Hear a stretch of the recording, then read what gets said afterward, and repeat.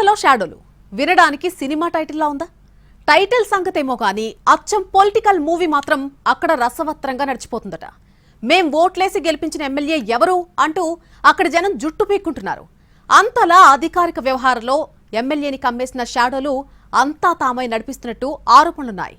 ఏ నియోజకవర్గంలో ఈ పరిస్థితుంది? ఇంతకీ ఎవరా ఎమ్మెల్యే?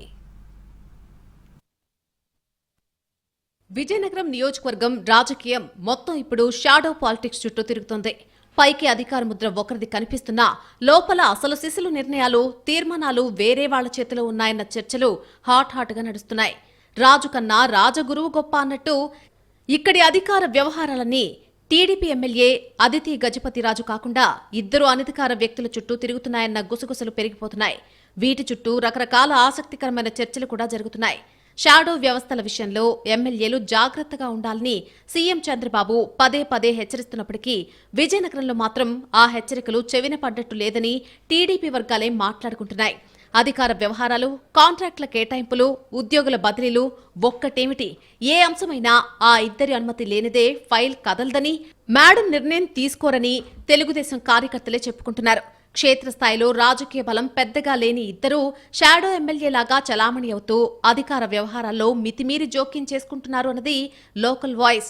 సదరు షాడోలు ఇక్కడొక టెక్నిక్ కూడా వాడుతున్నారట.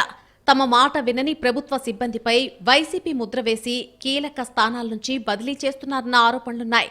చేతికొచ్చిన అధికారమే చక్రవర్తితనం అన్నట్టు కొందరు అధికారులు సైతం పట్టించుకోకుండా బదిలీలు జరుగుతున్నాయని చెప్పుకుంటున్నారు. ఇటీవల విజయనగరం నగరపాలక సంస్థలో జరిగిన భారీ స్థాయి బదిలీలు ఈ చర్చకు మరింత ఆజ్యం పోశాయి. ఒకేసారి దాదాపు 28 మంది ఉద్యోగులను మార్చేయడం ఆ వర్గాల్లో కలకలం రేపింది. వీరి పాచికలకు సాధారణ ఉద్యోగులే ఎక్కువగా ఇబ్బందులు పడుతున్నారని చెబుతున్నారు. రోడ్లు, కాలువల కాంట్రాక్టు పనులు కూడా షాడోలు సూచించిన వారికే కేటాయిస్తున్నారన్న ఆరోపణలు సైతం పెరుగుతున్నాయి. పోలీస్ శాఖలో బదిలీల వెనుక కూడా రాజకీయ ఒత్తిళ్లు పనిచేశాయన్న ప్రచారం సాగుతోంది. పనిలో పనిగా గుర్తింపున్నా వీళ్ల ఒత్తిడికి బలైపోతున్నారట కొందరు ఉద్యోగులు. ఇక్కడ స్థాయి భేదాలు కూడా ఉండవట. ఫలానా వాళ్ళని తీసేయాలంటే అంతే, ఇన్స్పెక్టర్ నుంచి కానిస్టేబుల్ వరకు అందరినీ బదిలీ చేయించారన్న డిస్కషన్ డిపార్ట్మెంట్లో నడుస్తోంది. ఈ ఇద్దరు షాడోల నేపథ్యం కూడా ఇప్పుడు చర్చనీయాంశంగా మారింది. వారిలో ఒకరు గతంలో వైసీపీలో పనిచేసి ఆ తర్వాత టీడీపీలోకి మారిపోయారు. మరొకరు సెటిల్మెంట్లు, మధ్యవర్తిత్వాల ద్వారా ప్రభావం పెంచుకుని రాణిగారికి చేరువయ్యారన్న ప్రచారం గట్టిగా జరుగుతోంది. ఇద్దరూ ఎమ్మెల్యే కుటుంబానికి అత్యంత సన్నిహితులుగా మారి తల్లో నాలుకలా వ్యవహరిస్తున్నారట. అన్ని వ్యవహారాల్లో వాళ్ల జోక్యం నియోజకవర్గంలోని టీడీపీ లీడర్స్ కు అస్సలు మింగుడు పడ్డలేదట. ఈ పరిస్థితులపై పార్టీ సీనియర్లు తీవ్ర అసంతృప్తి వ్యక్తం చేస్తున్నారు. ఎమ్మెల్యే తండ్రి అశోక్ గజపతిరాజు ఏ విధానాలకైతే వ్యతిరేకమో ఇప్పుడు అవే పద్ధతులు, పరిస్థితులు నియోజకవర్గంలో కనిపిస్తున్నాయని అంటున్నారు. 2 ఏళ్ల వ్యవధిలోనే ఎమ్మెల్యే చుట్టూ ఏర్పడిన ఈ షాడో వ్యవస్థ కారణంగా ప్రజల్లో వ్యతిరేకత పెరుగుతోందని పార్టీలోనే గుసగుసలాడుకుంటున్నారు.